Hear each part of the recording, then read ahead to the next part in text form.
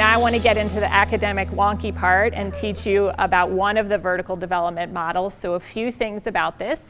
It is highly researched and evidence-based. It is a psychological construct. So it used to be that psychologists believed by the time we were 18 or 21 that our psychological maturity, our development was kind of done. We weren't going to grow anymore.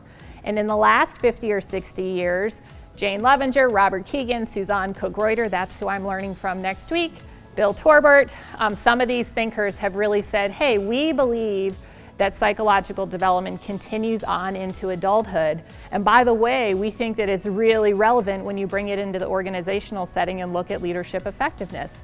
That's why, partly why this is so cutting edge and kind of new, and why most of us haven't heard about it, is that it really is being borrowed from the field of psychology and brought into organizational life.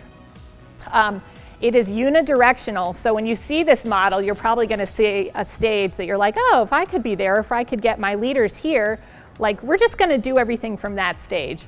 And that is not how this works. Like you can't send people to a class to grow vertically because it's more based on getting in over your head and having your perspective challenged.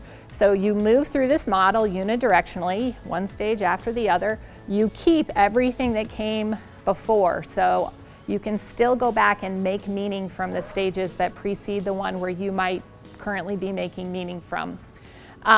Center of gravity, so everybody has sort of one stage where they're most comfortable making meaning from most of the time, but we are able to reach back, and occasionally we can kind of reach forward. So in any given situation, you might see people kind of making meaning from a different place. When we're stressed, we tend to regress, okay? And language is important, so there is no judgment associated with any of the stages. Every stage of adult development has value, has advantages, has disadvantages or limitations to it.